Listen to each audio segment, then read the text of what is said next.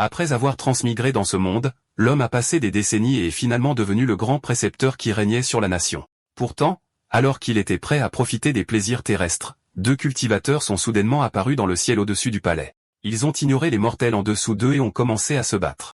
Les ondes de choc qui l'ont créé sont tombées comme une punition divine, réduisant la cité royale en ruine. Ces dizaines d'épouses, de concubines et d'enfants n'ont pas pu s'échapper. Pourtant, Lifan n'a pas pu s'empêcher d'éclater d'un rire excité. Dès le jour où il est devenu fonctionnaire, Lifan avait utilisé son autorité pour rechercher le royaume immortel. Il a un jour envoyé des dizaines de milliers de cavaliers en armure de fer vers les mers glacées du nord et les vastes océans du sud, ainsi que vers l'abîme du vide de l'extrême-orient et les montagnes sans fin de l'extrême-occident. Il a pratiquement fouillé tout le grand chien, mais n'a trouvé aucune trace d'immortel. Maintenant, voyant des cultivateurs de ses propres yeux, Lifan a rapidement levé la main et formé un sceau manuel, invoquant son précieux artefact, la réincarnation. Il pouvait transformer tout ce qu'il avait vraiment vécu dans ses illusions simulées, lui permettant de retourner à un point d'ancrage prédéterminé. En vérité, c'était déjà la deuxième vie de Lefan dans ce monde. Dans sa première vie, ne sachant rien de ce monde, il ne pouvait travailler que comme marchand. Plus tard, il est devenu un homme riche ordinaire, s'est marié, a eu des enfants et a mené une vie simple. Ce n'est que lorsque sa vie a touché à sa fin qu'il a éveillé l'artefact connu sous le nom de réincarnation. Avec cet artefact, Lifan a pu s'élever rapidement dans cette vie et devenir le grand précepteur. Cependant, il ne pouvait pas recommencer immédiatement car il y avait encore quelque chose d'extrêmement important à accomplir. Maintenant, la majeure partie de Xinjiang avait été détruite.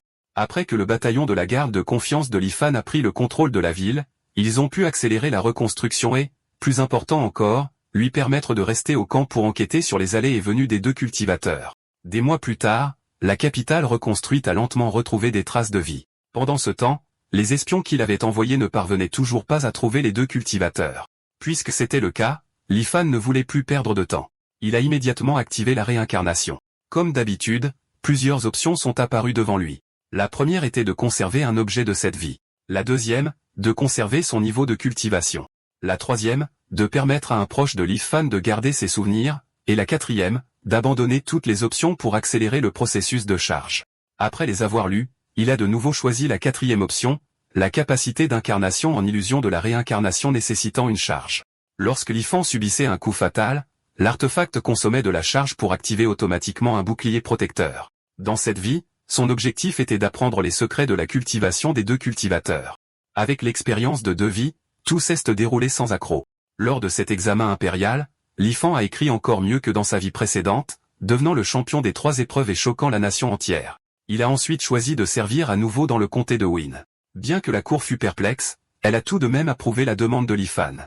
En raison de sa grande renommée et de sa parfaite compréhension du tempérament de chaque fonctionnaire du comté, il a rapidement mis le comté de Win sous son contrôle et a commencé à promouvoir ses propres partisans de confiance.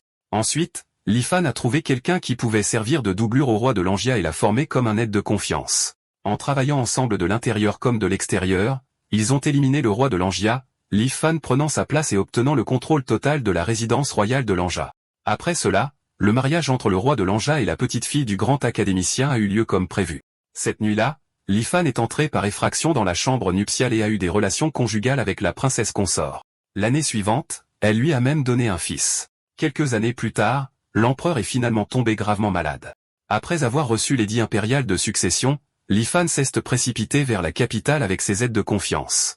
Après que la marionnette de Lifan, le roi de Langia, est monté sur le trône, Lifan a placé ses propres hommes dans toute la cour. Avec la coopération secrète de la petite-fille du grand académicien, il a rapidement pris le contrôle de tout le gouvernement.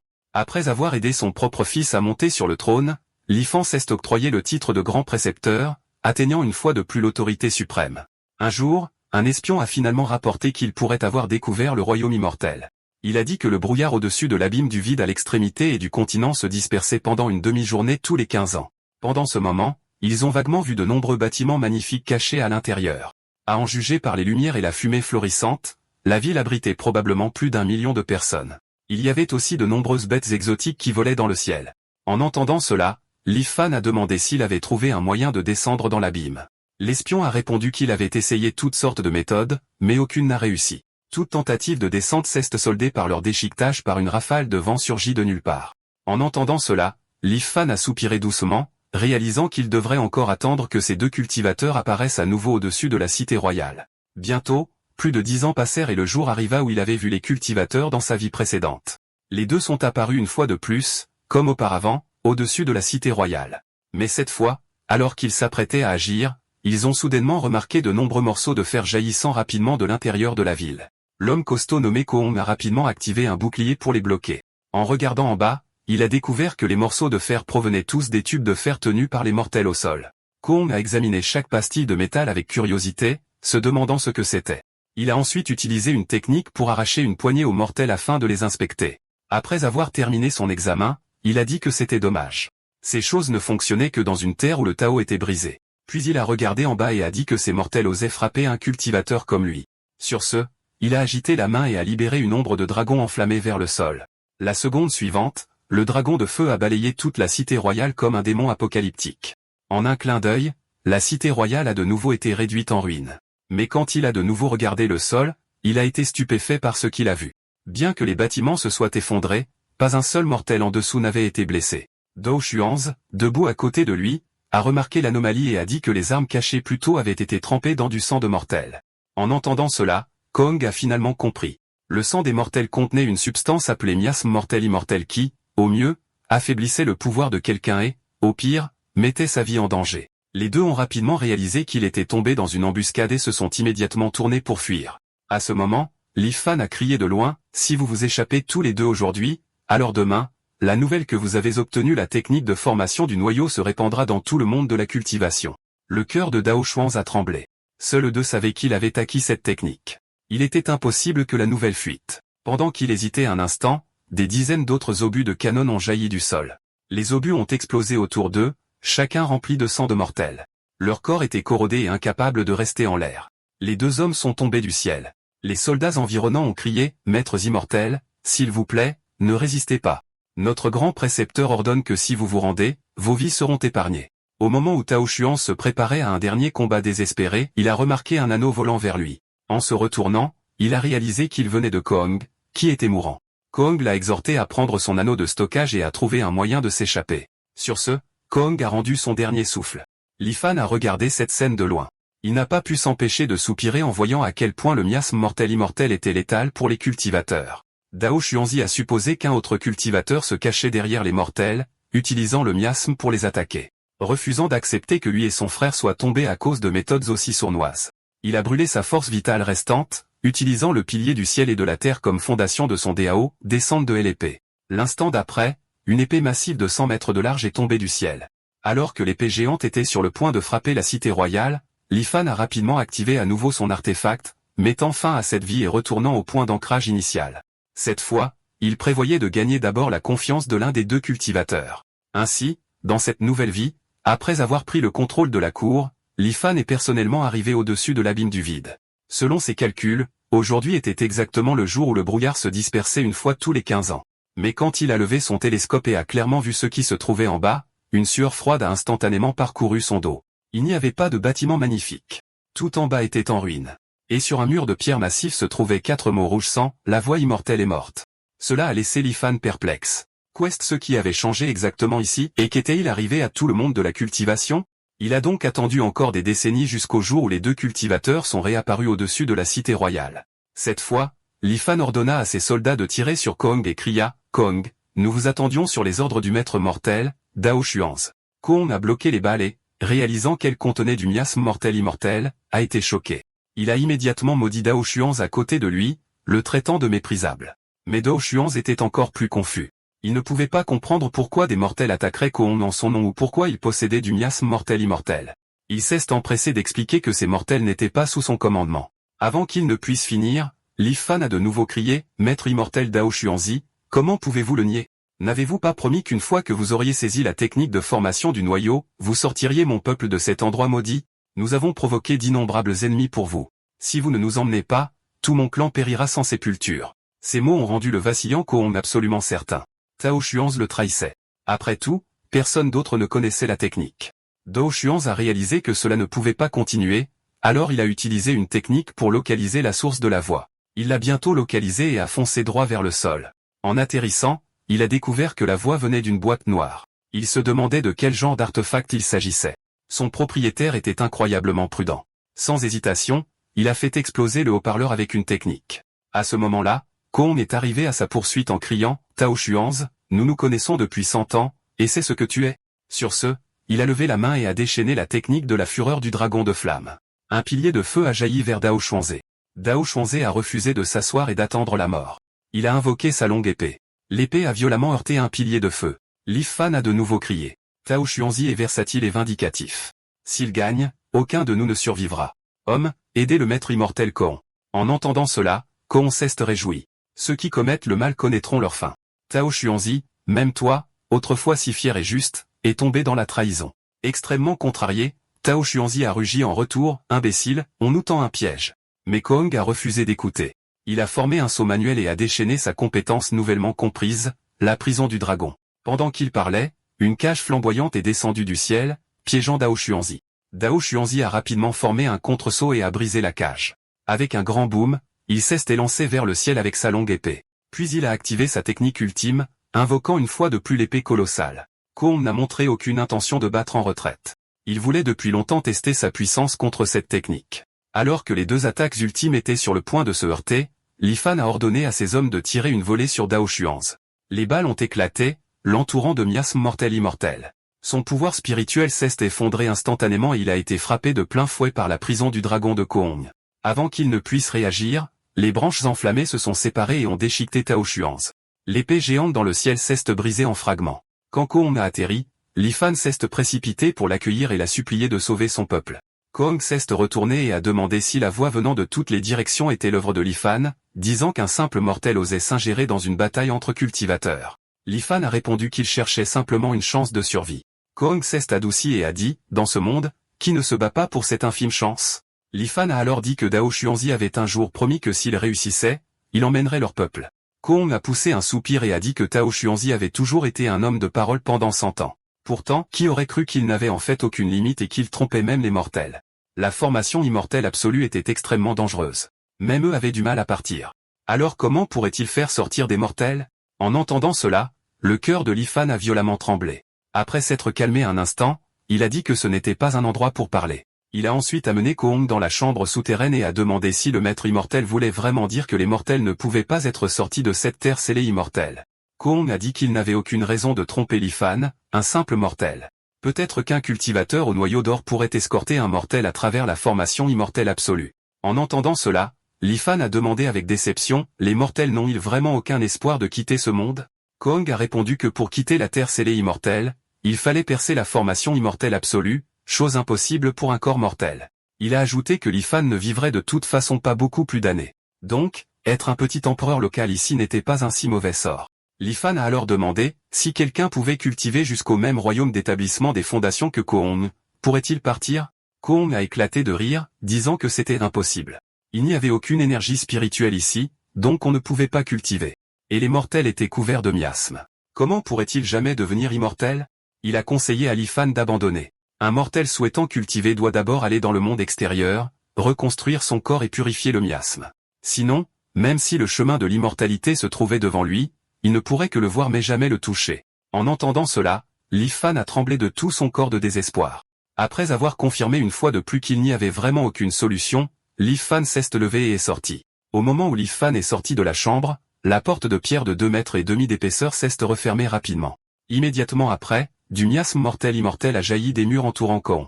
Bientôt, seuls ces cris ont résonné derrière la porte de pierre. Puisque les immortels et les mortels ne pouvaient pas coexister, comment Li Fan, un simple mortel, pouvait-il faire entièrement confiance à ses paroles? Li Fan a écouté le récit de Kong. Cet endroit était la terre scellée immortelle et tout a commencé avec une grande calamité il y a des milliers d'années dans l'ancien monde de la cultivation. Au début, les cultivateurs n'ont pas pris la peste mortelle au sérieux jusqu'à ce qu'un cultivateur l'attrape, devienne effroyablement plus fort et commence à la propager parmi les cultivateurs. Il n'a pas fallu longtemps avant que la peste ne se propage dans tout le monde de la cultivation par le biais de l'énergie spirituelle dont dépendaient les cultivateurs. Ceux qui l'attrapaient voyaient leur cultivation régresser, leur royaume s'effondrer, ou au pire perdaient toute leur cultivation du jour au lendemain, ne devenant pas différents des mortels avant de mourir. En désespoir de cause, les cultivateurs ont déversé leur colère sur les mortels en procédant à des massacres de masse pendant un certain temps, bien que cela ait finalement été arrêté. Car ils ont découvert que lorsque les mortels mouraient, la peste ne disparaissait pas. Au contraire, sans retenue, elle se propageait encore plus violemment le long de l'énergie spirituelle, causant la mort de plus de cultivateurs. Mais les cultivateurs ne resteraient jamais assis à attendre la mort, alors un groupe d'entre eux a commencé à rechercher des moyens de résister et de guérir la peste. Une autre faction a proposé une grande migration notoire, conduire tous les mortels vers des mondes extérieurs sans énergie spirituelle ou vers des royaumes de poches brisées, puis les sceller à jamais avec des formations. Au début, il n'y avait plus de mortels dans le monde de la cultivation, mais tous les enfants de cultivateurs ne possédaient pas de racines spirituelles. Au fil du temps, de nouveaux mortels sont nés à nouveau. Ces descendants ne pouvaient cultiver qu'après avoir retiré le miasme de leur corps. Progressivement, ce miasme est devenu le symbole qui séparait les immortels et les mortels, et les gens l'ont nommé le miasme mortel-immortel. Après avoir lu la confession de Kohan, les mains de Lifan tremblaient de manière incontrôlable.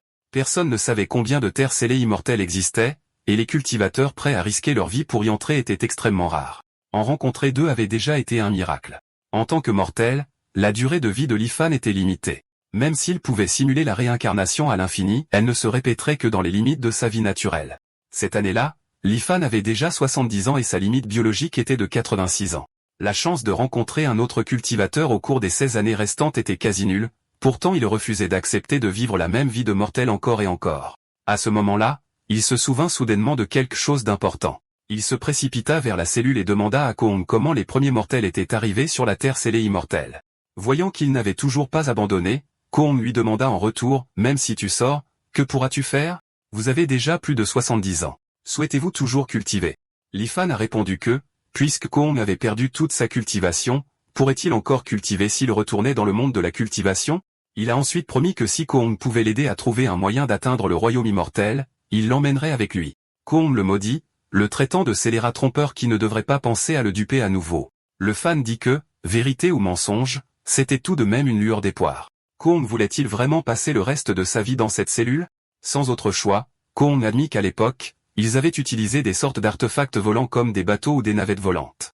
Dans les temps anciens, le monde de la cultivation comptait d'innombrables cultivateurs et des sectes florissantes, et de tels artefacts de transport étaient extrêmement courants. Malheureusement, après le grand changement du ciel et de la terre, les cultivateurs devinrent prudents et agirent seuls, rendant les bateaux et navettes volants rares. Le fan demanda si ce grand changement faisait référence à la peste. Koong dit que le miasme mortel-immortel était étrange, mais qu'il ne pouvait ébranler les fondations des cultivateurs.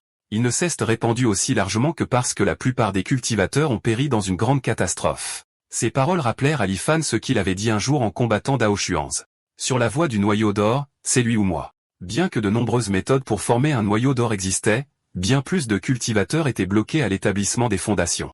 Lifan demanda donc si cette catastrophe était liée à l'idée que les techniques immortelles ne pouvaient plus être cultivées ensemble. Koong répondit oui. De telles restrictions n'existaient pas dans les temps anciens. À l'époque, les grandes sectes acceptaient librement des disciples. Les cultivateurs avaient les conseils de leurs maîtres et pouvaient demander de l'aide quand ils étaient bloqués.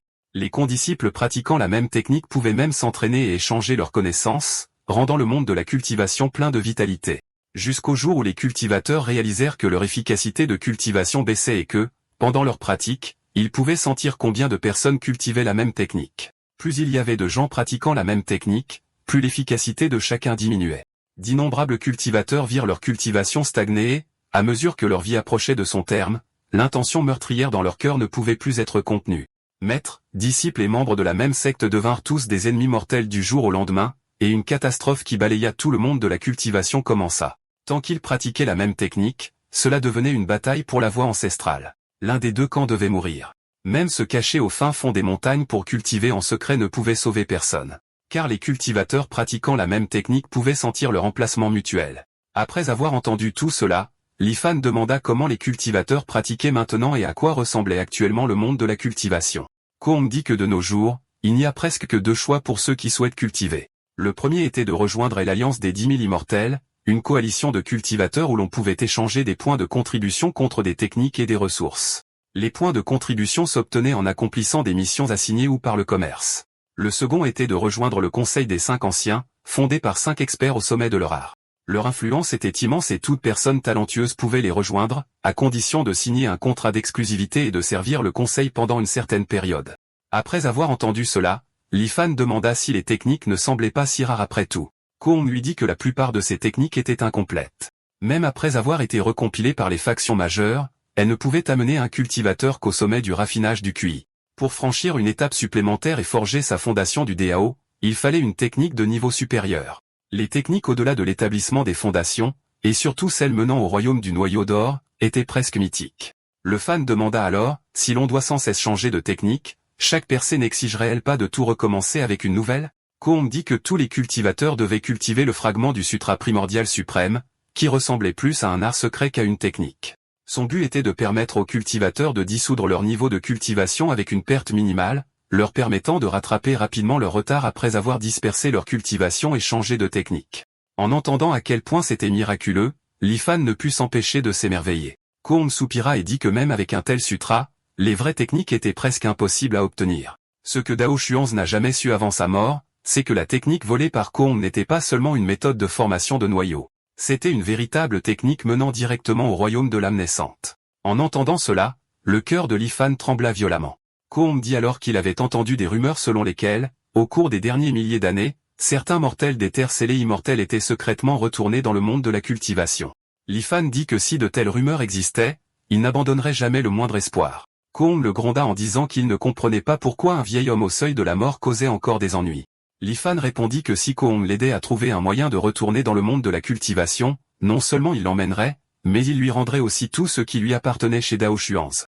En entendant cela, Combe devint excité et lui demanda s'il était sérieux. À ce moment, il décida de faire tout son possible pour l'aider. Dans les jours qui suivirent, avec l'aide de Combe, Lifan rassembla des archives historiques de tout le pays, espérant trouver des indices sur la grande ère millénaire dans des écrits anciens épars. En même temps, il mobilisa l'armée pour excaver des tombes anciennes à grande échelle, dans l'espoir de découvrir des traces du passé. Bien que cela ait suscité le ressentiment du public et que les fonctionnaires soumettaient des pétitions quotidiennement, il réprima de force toutes les objections. Pourtant, 16 ans passèrent et, même alors que sa vie touchait à sa fin, il ne trouva toujours rien. Son corps pouvait mourir à tout moment maintenant. Ainsi, avant la fin de cette vie, il décida de vérifier les objets dans son anneau de stockage. D'abord, la technique de cultivation de niveau âme naissante de Combe. Malheureusement, en tant que mortel sans sens spirituel, il ne pouvait pas la lire, tel un trésor dont il ne pourrait jamais profiter. L'anneau contenait également la longue épée de Dao Xuanze. Selon Combe, après la mort d'un cultivateur, les artefacts liés à la fondation perdent leur énergie de fortune. Mais à ce moment, un message système apparut soudainement, faisant s'illuminer les yeux de Lifan. Le panneau affichait une option lui demandant s'il voulait charger l'épée. Sans hésitation, il sélectionna oui. Selon le retour de la réincarnation, une fois que la charge de l'encre atteindrait 100%, un deuxième point d'ancrage se débloquerait, lui permettant de recommencer depuis n'importe quelle encre. Avec cette pensée, il récupéra les objets et activa la réincarnation du trésor. Comme dans les cycles précédents, 4 options apparurent devant lui, mais cette fois, il choisit de conserver un objet de la simulation actuelle. La seconde suivante, tous les trésors de son inventaire furent affichés. Finalement, il choisit la technique de l'âme naissante. Dès qu'il fit son choix, un attribut d'objet lié apparut dans son panneau personnel, signifiant que la technique serait conservée en permanence dans le système de réincarnation. Dans sa vie précédente, afin de trouver un moyen d'entrer dans le monde de la cultivation, l'excavation à grande échelle de tombes anciennes par Lifan avait été si choquante que même avec son contrôle ferme sur la cour, elle avait suscité une grande opposition. Mais s'il commençait à planifier dès le tout début de cette vie, il pourrait peut-être changer la mentalité du monde entier. Grâce à sa manipulation subtile, de nombreux événements changèrent légèrement. En l'an 5 d'ancrage, l'école archaïque devint soudainement célèbre en apportant plusieurs parchemins anciens à la capitale. Leur splendeur étonna le monde. En l'an 6 d'ancrage, l'empereur tomba soudainement gravement malade, alité et au-delà de toute aide médicale. L'école archaïque présenta alors une pilule en audience. Après que l'empereur le prise, il se rétablit en quelques jours. En l'an 11 d'ancrage, la préfecture de Jiangwei résolut une affaire majeure de pillage de tombes, arrêtant plus de 100 personnes. Le préfet Lifan n'osa pas décider seul, il envoya donc un mémorial urgent de 800 miles à Xinjiang pour un jugement impérial. Un mois plus tard, l'édit arriva, pas de peine de mort, seulement l'esclavage dans la capitale.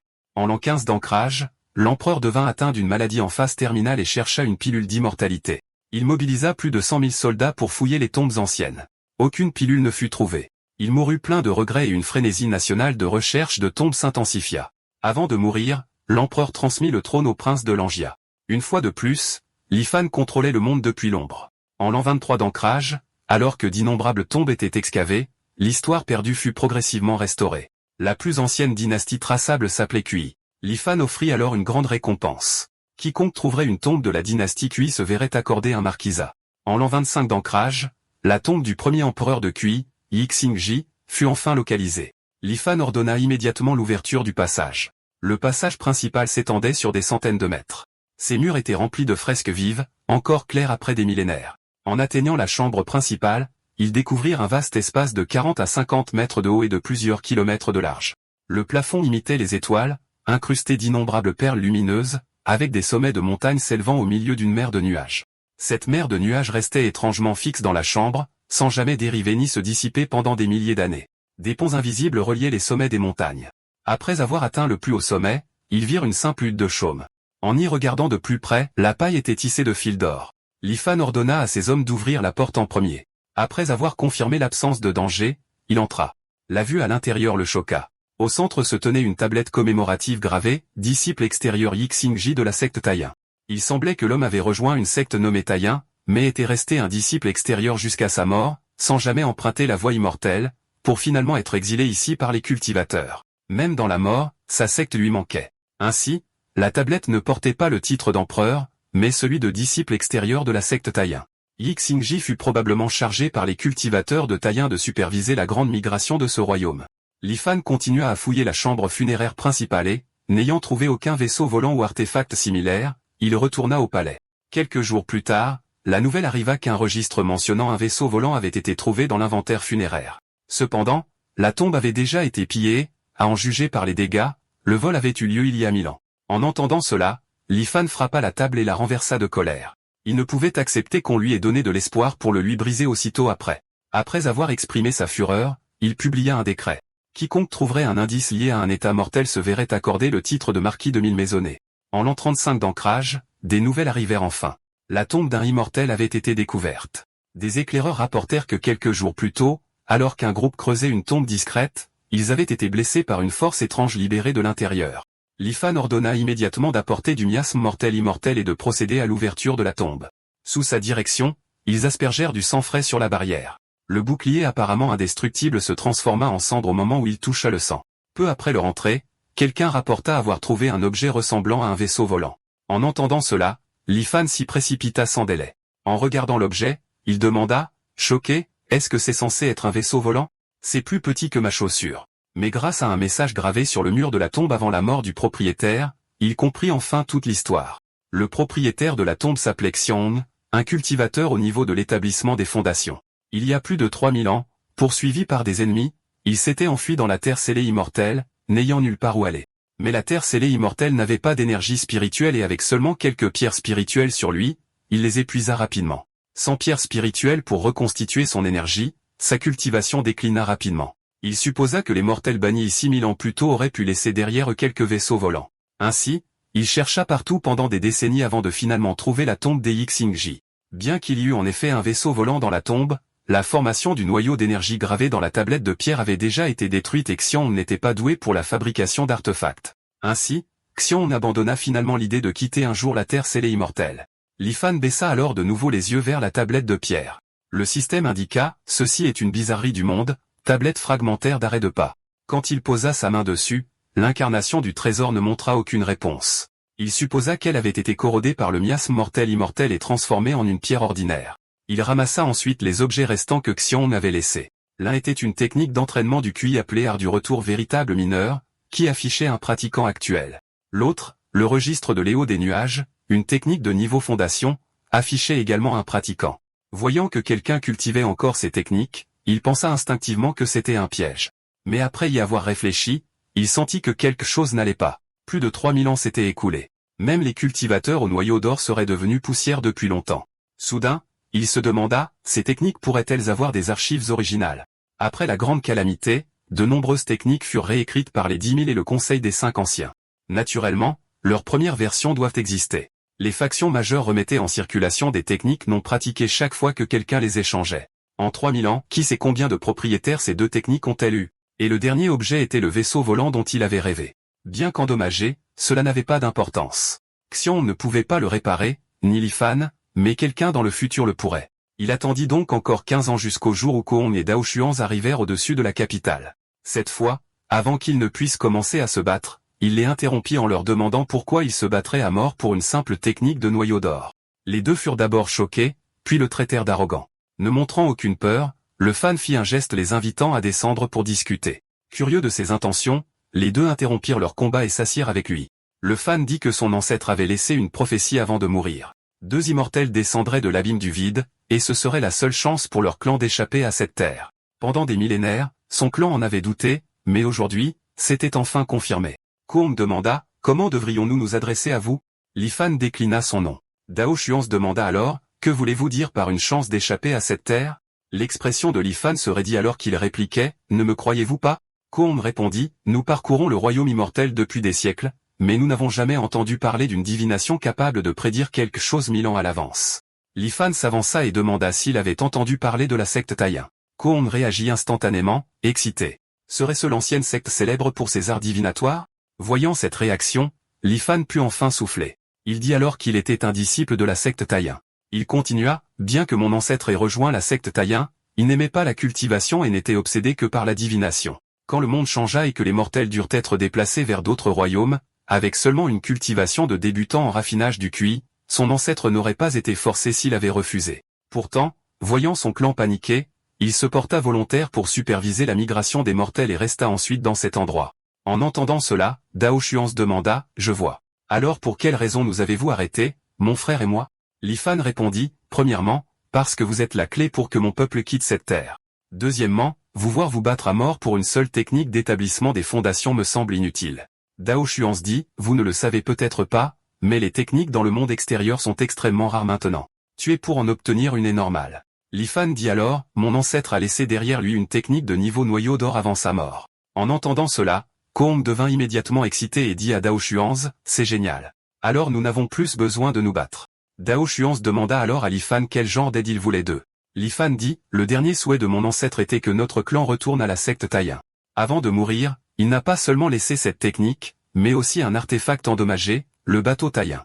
Il a également utilisé les arts divinatoires de Taiyin pour prédire que deux cultivateurs arriveraient un jour ici. L'un adepte de l'épée, l'autre amateur de fabrication, capable de réparer le bateau Taiyin et de nous aider à nous échapper de cette terre scellée. » Les deux cultivateurs entendirent cela et le crurent encore plus, s'émerveillant de la profondeur des arts divinatoires. Lifan dit alors qu'il leur montrerait la technique pour prouver ses dires. Dao Xuan remarqua que Kong voulait aussi le suivre et demanda froidement, « Tu as déjà obtenu une technique d'établissement des fondations. Ça ne te suffit pas ?» Le cœur de Kong trembla. Il recula rapidement et dit qu'il n'irait pas. Voyant cela, Lifan laissa apparaître un léger sourire entendu. Quand Lifan amena Dao Xuan dans la chambre secrète, ce dernier s'arrêta à l'entrée. Il pouvait clairement sentir le miasme mortel à l'intérieur. Lifan dit, « Nous, les mortels, devons bien protéger notre trésor ancestral d'une manière ou d'une autre. La prudence est nécessaire. » Il sortit alors une technique de la chambre, celle-là même qu'il avait obtenue de Kong lors du cycle précédent.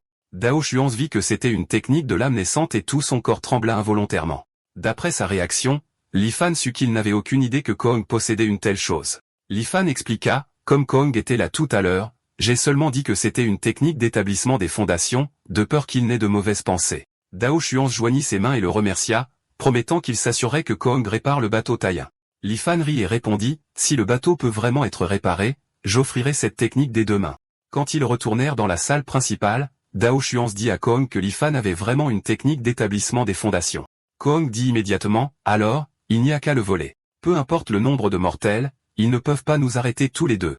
Dao Xuan répondit, il est un descendant de la secte Taiyin. Tu as vu cette terrifiante technique de divination tout à l'heure. Il a peut-être d'autres moyens. Il conseilla à Kong que réparer le bateau Taiyin était tout ce qui était nécessaire. En vérité, Dao Xuan craignait que Lifan ne révèle que c'était une technique de l'âme naissante. Bien que le bateau parût petit, il fallut quand même une année entière à Kong et Dao Xuan pour le restaurer. Après l'avoir remis à Lifan, Kong dit, le réseau central, le réseau de changement de taille et le réseau de dissimulation sont tous réparés.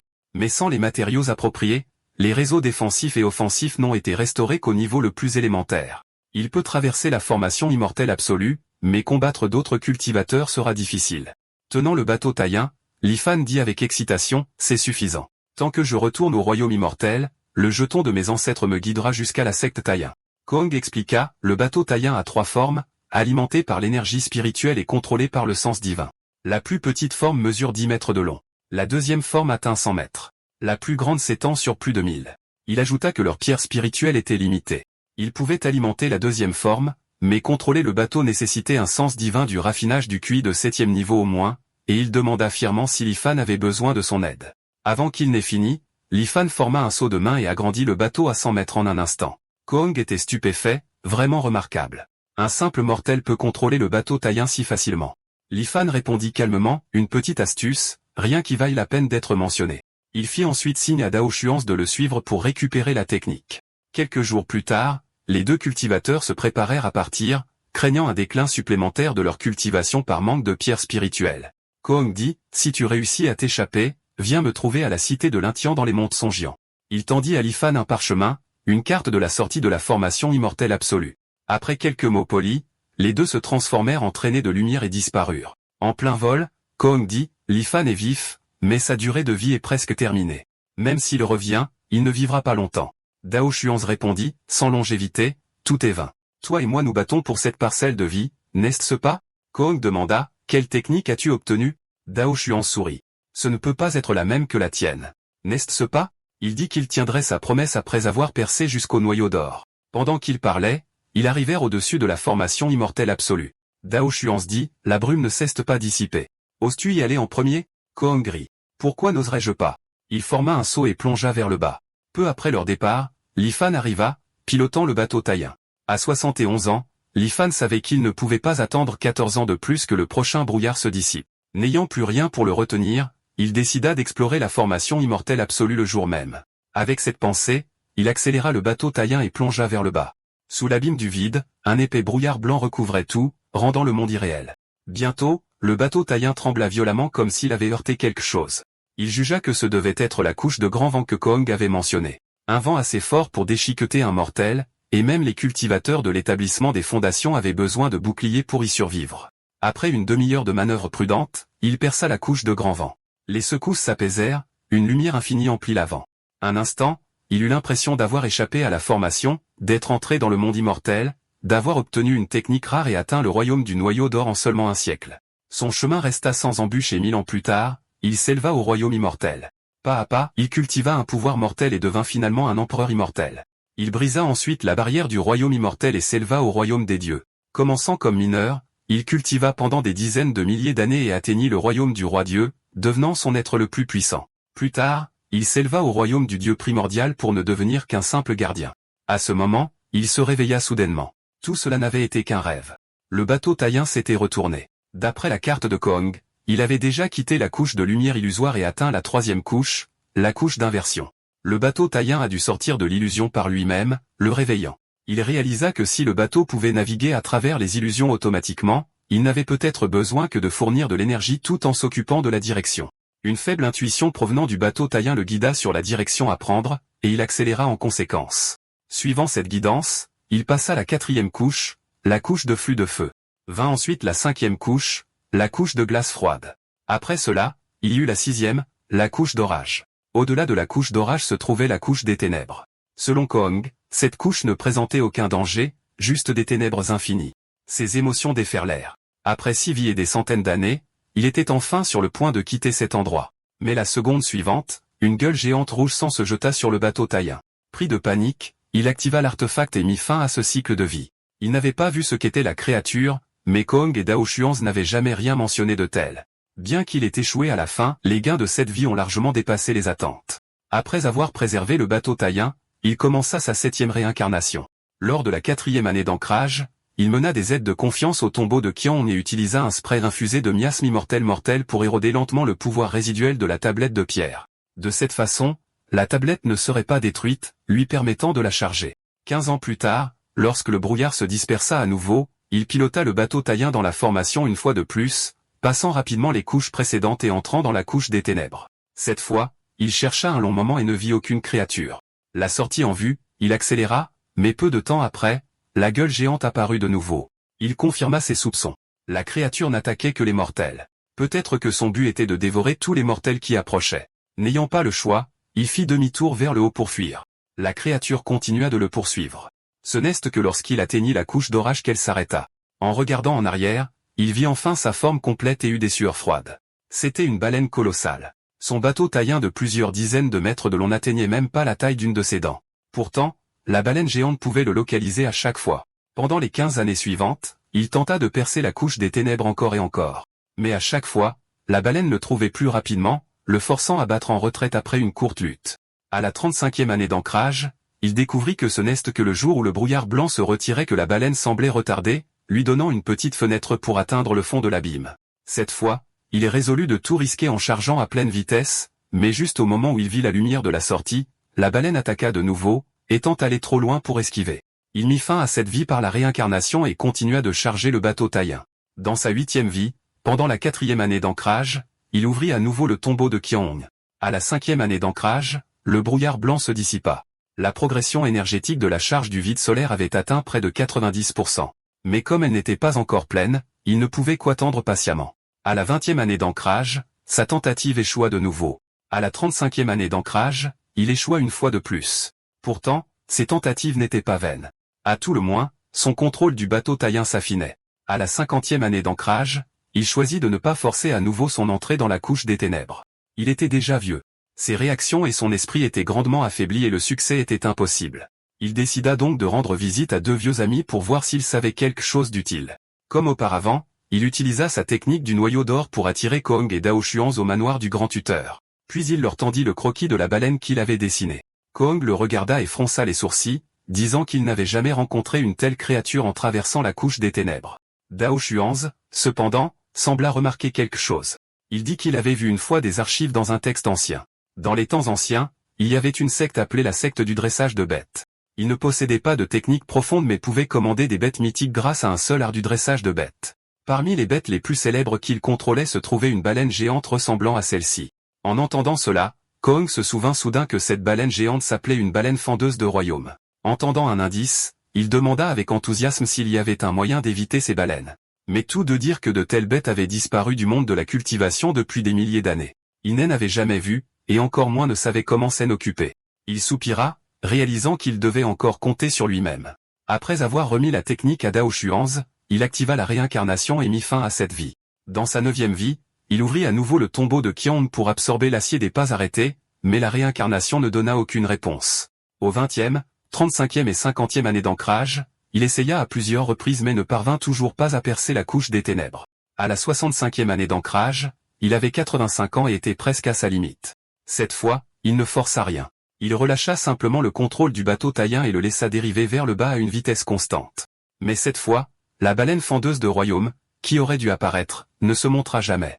Il atteignit bientôt la zone près de la sortie. Voyant cela, il se leva en tremblant. Puis il poussa le bateau taïen à pleine vitesse vers la sortie tout en bas. Mais au moment où il accéléra, la baleine apparut de nouveau.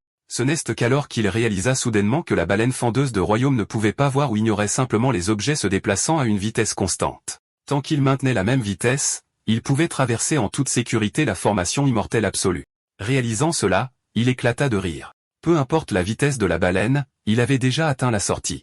Au milieu de son rire fou et du rugissement de la baleine, le bateau taïen perça la faille entre les 2 royaumes, se précipitant vers le monde de la cultivation. Bientôt, les environs devinrent flous, comme s'il avait traversé d'innombrables mondes en un instant. Sous la pression écrasante, le sang coulait de son nez et de ses yeux, mais il s'en fichait. En regardant en arrière la formation immortelle absolue, son point de vue s'éleva sans fin, et à cet instant, il vit un spectacle qu'il n'oublierait jamais. Le corps entier de la baleine fendeuse de royaume était entièrement visible, et elle n'était pas seule. Alors que sa vision s'étendait de plus en plus loin, il vit des milliers et des milliers de ces baleines. Elles nageaient librement à travers d'innombrables espaces sombres flottant dans le vide, et l'endroit d'où il venait, la région immortelle absolue, s'éloignait de plus en plus du monde de la cultivation. Dans cette vie, il s'est finalement échappé de cette région interdite, et enfin, il a vu le monde de la cultivation dont il avait rêvé si longtemps. Assister à ce spectacle avant de mourir, cette vie n'avait pas été vécue en vain. Ainsi, avant de rendre son dernier souffle, il activa l'artefact de réincarnation. Après 9 vies et près de 500 ans, il atteignit enfin le seuil de la cultivation. Selon son plan initial, il avait l'intention d'augmenter la vitesse de chargement. Mais quand il vit la liste de sélection, il hésita. L'acier des pas arrêtés figurait à nouveau parmi les options. Après mûre réflexion, il choisit de le garder. Il voulait vérifier la supposition dans son cœur. Comme il n'a pas choisi la charge accélérée, il devrait attendre 20 ans pour que le cycle se termine. À la 3e année d'ancrage, il retourna au tombeau de Qianhong. Cette fois, il n'utilisa pas le miasme immortel mortel. Au lieu de cela, il sortit directement l'acier des pas arrêtés. Au moment où il le fit, l'acier dans sa main commença à s'estomper, tandis que l'acier à l'intérieur du tombeau formait un réseau beaucoup plus puissant. Cela confirma sa théorie. Les reliques extraordinaires de ce monde sont uniques. Il ne peut y en avoir 2 identiques. En utilisant la réincarnation, il avait créé un double, et le résultat était inévitable. Les deux fusionnèrent en un seul. Il ordonna alors à ses hommes d'éroder la formation du tombeau en utilisant le spray de miasme immortel mortel. Il fallut beaucoup d'efforts pour l'affaiblir suffisamment pour y entrer. À l'intérieur, l'acier semblait seulement légèrement moins endommagé qu'auparavant, mais la réincarnation ne pouvait toujours pas l'absorber.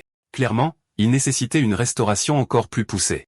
Il entreposa l'acier amélioré à l'intérieur du bateau taïen comme provision future pour son voyage vers le monde de la cultivation. À la 20e année d'ancrage, le cycle était presque chargé. Il exécuta un groupe de fonctionnaires corrompus et de propriétaires tyranniques, prenant toute la richesse que leur famille avait accumulée pendant des générations.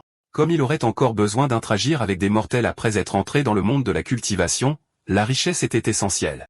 La nourriture était encore plus importante. Le grain était le fondement de toute nation. Et parce qu'il en demandait tant, les fonctionnaires protestèrent intensément. Il ne prit pas la peine de s'expliquer. Devant toute la cour, il agrandit le bateau taïen à sa plus grande forme, le faisant flotter au-dessus du palais impérial. Les roturiers s'agenouillèrent et s'inclinèrent avec admiration, et les fonctionnaires, voyant de tels moyens divins, changèrent instantanément d'attitude et se portèrent volontaires pour aider à rassembler le grain.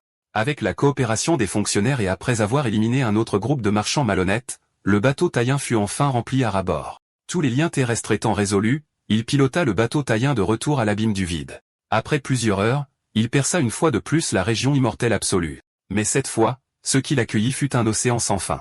Il était stupéfait. La dernière fois qu'il était apparu, il avait clairement vu des montagnes imposantes. Il a ouvert la carte de Kohong, mais il n'y avait aucune trace d'un quelconque océan. Impuissant, il ne pouvait qu'avancer pas à pas et espérer trouver la civilisation avant que l'énergie spirituelle du bateau ne s'épuise.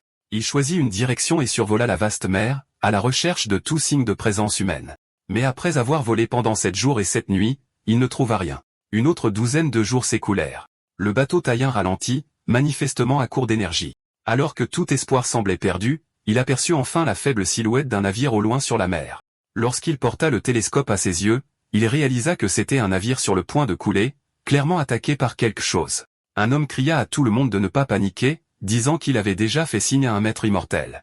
En entendant les mots maître immortel, son cœur sursauta. Il rangea rapidement le bateau taïen et remonta dessous les eaux pour rejoindre les survivants. Puis il fit semblant d'être à moitié mort et appela à l'aide avec les autres, suppliant le maître immortel de les sauver. Peu de temps après, une silhouette apparut dans le ciel. L'homme semblait utiliser une sorte de sortilège, les empêchant de voir son visage. Au moment où il arriva, tout le monde autour d'eux devint complètement silencieux. D'un léger mouvement de son doigt, l'imposant navire, long de plus de 100 mètres, se redressa lentement sous les yeux médusés des spectateurs. Ensuite, le navire s'éleva hors de l'éau, et le trou béant dans sa coque se referma à une vitesse visible à l'œil nu. D'un dernier geste de la main, toutes les personnes qui étaient tombées à la mer furent rejetées sur le pont. Après avoir terminé son travail, le maître immortel plana au-dessus du navire et demanda qui avait envoyé le signal. Un homme s'avança immédiatement, s'agenouilla et dit « Cet humble serviteur est Suchanju ». Le maître immortel demanda si tout le monde comprenait les règles. Une fois arrivé à destination, tout cela n'aurait plus rien à voir avec lui. Il ne les avait jamais vus et ne savait pas qui ils étaient. Était-ce clair?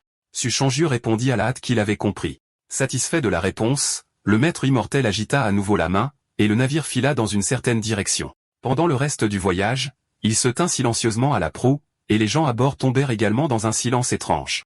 Après que la majeure partie de la journée se fut écoulée et que la nuit fut tombée, ils virent enfin des lumières éparses au loin, une île apparemment prospère avec des centaines de grands navires amarrés à son port. Mais leur navire ne se dirigea pas vers le port. Au lieu de cela, il fit le tour de la moitié de l'île et s'arrêta dans une grotte naturelle isolée de l'autre côté.